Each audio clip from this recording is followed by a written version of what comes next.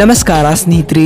ಮುಂಬೈ ವಿರುದ್ಧ ಆರ್ಸಿಬಿ ಸೋತ ಬಳಿಕ ಬದಲಾಯಿತು ಟಾಟಾ IPL 2024ರ ಸಂಪೂರ್ಣ ಪಾಯಿಂಟ್ಸ್ ಟೇಬಲ್. ಪ್ಲೇ ಆಫ್ ರೇಸ್ನಿಂದ ಬಹುತೇಕ ಹೊರಬಿದ್ದಿತು ಆರ್ಸಿಬಿ. ಹಾಗಾದರೆ ಸುದ್ದಿಯ ಸಂಪೂರ್ಣ ಮಾಹಿತಿ ಏನು? ಅಷ್ಟಕ್ಕೂ ಮುಂಬೈ ವಿರುದ್ಧ ಆರ್ಸಿಬಿ ಸೋತ ಬಳಿಕ ಬಿಡುಗಡೆಯಾಗಿರುವ IPLನ ಹೊಸ ಅಂಕಪಟ್ಟಿ ಯಾವ ರೀತಿಯಾಗಿದೆ ಗೊತ್ತಾ? ಹೀಗೆ ಇದರೆಲ್ಲದರ ಬಗ್ಗೆ ಇವತ್ತಿನ ಈ ಒಂದು ವಿಡಿಯೋದಲ್ಲಿ ತಿಳಿಸ್ಕೊಡ್ತಾ ಹೋಗ್ತೀನಿ. ಹೀಗಾಗಿ ದಯವಿಟ್ಟು ಈ ವಿಡಿಯೋವನ್ನು ಕೊನೆವರೆಗೂ ನೋಡಿ. ಆದರೆ ಅದಕ್ಕಿಂತಲೂ ಮುನ್ನ ನೀವು ಕೂಡ ಆರ್ಸಿಬಿ ತಂಡದ ಅಭಿಮಾನಿಗಳಾಗಿ ಈ ವಿಡಿಯೋವನ್ನು ನೋಡುತ್ತಿದ್ದರೆ ತಪ್ಪದೆ ಈ ಕೂಡಲೇ ಈ ವಿಡಿಯೋಗೊಂದು ಲೈಕ್ ಮಾಡಿ.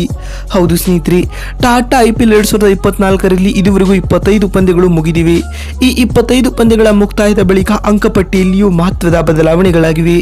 ಹೌದು ಸ್ನೇಹಿತರೆ, ನಿನ್ನೆ ಮುಂಬೈನ ವಾಂಖೆಡೆ ಅಂಗಳದಲ್ಲಿ ನಡೆದ ಆರ್ಸಿಬಿ ಹಾಗೂ MI ನಡುವಿನ ಪಂದ್ಯವನ್ನು ಮುಂಬೈ ಇಂಡಿಯನ್ಸ್ ತಂಡವು ಭರ್ಜರಿಯಾಗಿ 7 ವಿಕೆಟ್ಗಳಿಂದ ಗೆದ್ದು ಬೀಗಿದೆ. ಈ ಪಂದ್ಯದ ಮುಕ್ತಾಯದ ಬಳಿಕ ಇದೀಗ ಅಂಕಪಟ್ಟಿಯಲ್ಲಿಯೂ ದಿಢೀರನೆ ಆಗಿ ದೊಡ್ಡ ಬದಲಾವಣೆಗಳು ಆಗಿವೆ.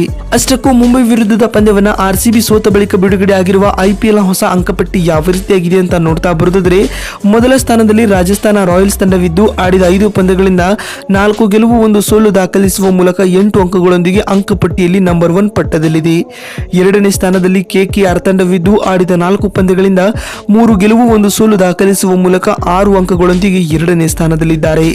ಮೂರನೇ ಸ್ಥಾನದಲ್ಲಿ ಲಕ್ನೋ ಸೂಪರ್ ಜೈಂಟ್ಸ್ ತಂಡವಿದ್ದು ಆಡಿದ 4 ಪಂದ್ಯಗಳಿಂದ 3 ಗೆಲುವು 1 ಸೋಲು ದಾಖಲಿಸುವ ಮೂಲಕ ಪ್ಲಸ್ ನೆಟ್ನೊಂದಿಗೆ 3ನೇ ಸ್ಥಾನದಲ್ಲಿದ್ದಾರೆ.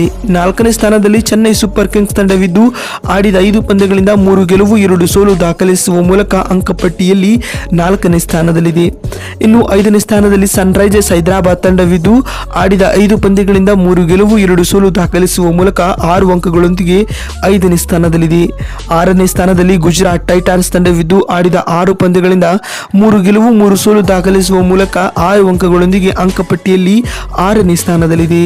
ಇನ್ನು 7ನೇ ಸ್ಥಾನದಲ್ಲಿ ಮುಂಬೈ ಇಂಡಿಯನ್ಸ್ ತಂಡವಿದ್ದು ಆಡಿದ 5 ಪಂದ್ಯಗಳಿಂದ 2 ಗೆಲುವು 3 ಸೋಲು ದಾಖಲಿಸುವ ಮೂಲಕ 4 ಅಂಕಗಳನ್ನು ಸಂಪಾದಿಸುವುದರೊಂದಿಗೆ ಅಂಕಪಟ್ಟಿಯಲ್ಲಿ 7ನೇ ಸ್ಥಾನದಲ್ಲಿದೆ. ಇನ್ನು 8ನೇ ಸ್ಥಾನದಲ್ಲಿ ಪಂಜಾಬ್ ಕಿಂಗ್ಸ್ ತಂಡವಿದ್ದು ಆಡಿದ 5 ಪಂದ್ಯಗಳಿಂದ 2 ಗೆಲುವು 3 ಸೋಲು ದಾಖಲಿಸುವ ಮೂಲಕ 4 ಅಂಕಗಳೊಂದಿಗೆ 8ನೇ ಸ್ಥಾನದಲ್ಲಿದೆ. ಇನ್ನು 9ನೇ ಸ್ಥಾನದಲ್ಲಿ ರಾಯಲ್ ಚಾಲೆಂಜರ್ಸ್ ಬೆಂಗಳೂರು ತಂಡವಿದ್ದು ಆಡಿದ 6 ಪಂದ್ಯಗಳಿಂದ ಬರೋಬ್ಬರಿ 5 ಸೋಲು ಕೇವಲ 1 ಪಂದ್ಯದಲ್ಲಿ ಗೆದ್ದು 2 ಅಂಕಗಳೊಂದಿಗೆ 9ನೇ ಸ್ಥಾನದಲ್ಲಿದೆ. ಇನ್ನು 10ನೇ ಸ್ಥಾನದಲ್ಲಿ ಡೆಲ್ಲಿ ಕ್ಯಾಪಿಟಲ್ಸ್ ತಂಡವಿದ್ದು ಆಡಿದ 5 ಪಂದ್ಯಗಳಿಂದ 1 ಗೆಲುವು 4 ಸೋಲು ದಾಖಲಿಸುವ ಮೂಲಕ ಕೇವಲ 2 ಅಂಕಗಳನ್ನು ಪಡೆದುಕೊಂಡಿದ್ದು ಅಂಕಪಟ್ಟಿಯಲ್ಲಿ ಕೊನೆಯ ಹಾಗೂ 10ನೇ ಸ್ಥಾನವನ್ನು ಪಡೆದುಕೊಂಡಿದೆ. ಇನ್ನು ಇಲ್ಲಿಂದ ಆರ್ಸಿಬಿ ತಂಡವು ಪ್ಲೇ ಆಫ್ನಿಂದ ಬಹುತೇಕ ಹೊರಬಿದ್ದಂತೆ ಅಂತ ಹೇಳಬಹುದು. ಏಕೆಂದರೆ ಆರ್ಸಿಬಿಗೆ ಉಳಿದಿರುವುದು ಕೇವಲ ಇನ್ನು 8 ಪಂದ್ಯಗಳು ಮಾತ್ರ. ಈ 8 ಪಂದ್ಯಗಳನ್ನು ಕೂಡ ಆರ್ಸಿಬಿ ಗೆಲ್ಲಲೇಬೇಕಾಗಿದೆ. ಹಾಗಾಗುವುದು ತೀರಾ ಕಡಿಮೆ. ಇದರಿಂದ ಆರ್ಸಿಬಿ ತಂಡವು ಪ್ಲೇ ಆಫ್ನಿಂದ ಬಹುತೇಕ ಹೊರಬಿದ್ದಿದೆ ಅಂತಾನೆ ಹೇಳಬಹುದು. ನೋಡಿದ್ರಲ್ಲ ಸ್ನೇಹಿತರೆ, ಮುಂಬೈ ವಿರುದ್ಧ ಆರ್ಸಿಬಿ ಸೋತ ಬಳಿಕ ಬಿಡುಗಡೆ ಆಗಿರುವ IPLನ ಹೊಸ ಅಂಕಪಟ್ಟಿ ಯಾವ ರೀತಿಯಾಗಿದೆ ಅಂತ ತಿಳಿಸಿಕೊಡುವ ನಮ್ಮ ಈ ಪ್ರಯತ್ನ ನಿಮಗೆ ಇಷ್ಟವಾಗಿದ್ದಲ್ಲಿ ತಪ್ಪದೆ ಈ ಕೂಡಲೇ ಈ ವಿಡಿಯೋಗೊಂದು ಲೈಕ್ ಮಾಡಿ.